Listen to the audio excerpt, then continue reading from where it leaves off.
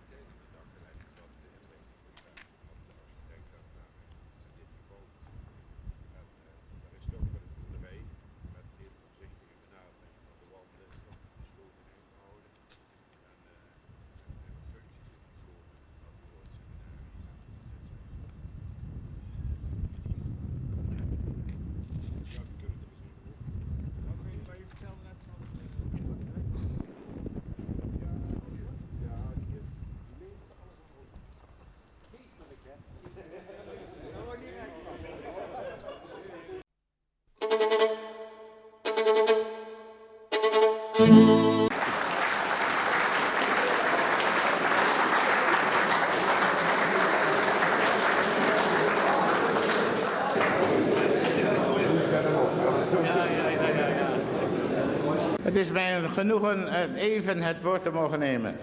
Ik heb gisteravond na de verloren zoon ben ik naar boven gegaan met gevoelens van geweldige dankbaarheid. En ik wilde mijn dankbaarheid uiten in een vers. En ik wilde eigenlijk het hele bestuur en allen wilde ik bedanken, maar dat werd mij te ver. En ik heb er één uitgeplukt en dat is chef Stassen. Op een gedenkdag, chef, als deze iets te zeggen, waarbij je ook iets van het profanum vulgus hoort, dat vraagt in vers een wonderlijk akkoord waarin men iets van eigen ziel kan leggen.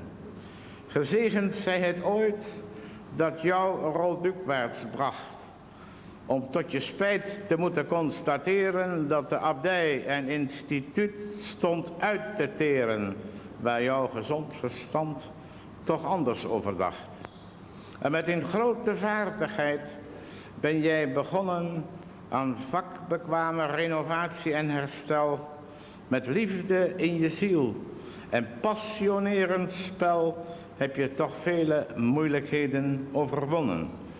Die liefde kent, die kan zo goed iets geven, waar niemand anders ooit een woord voor vond. Een bloem weerzetten waarin bloem ooit stond, zonder de vraag waar deze was gebleven.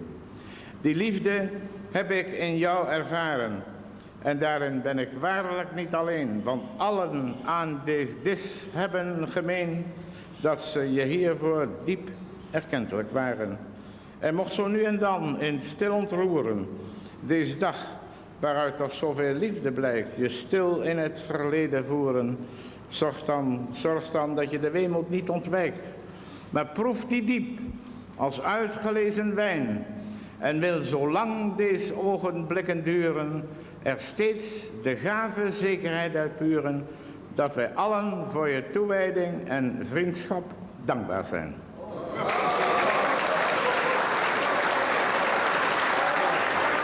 Lang zal die leven, lang zal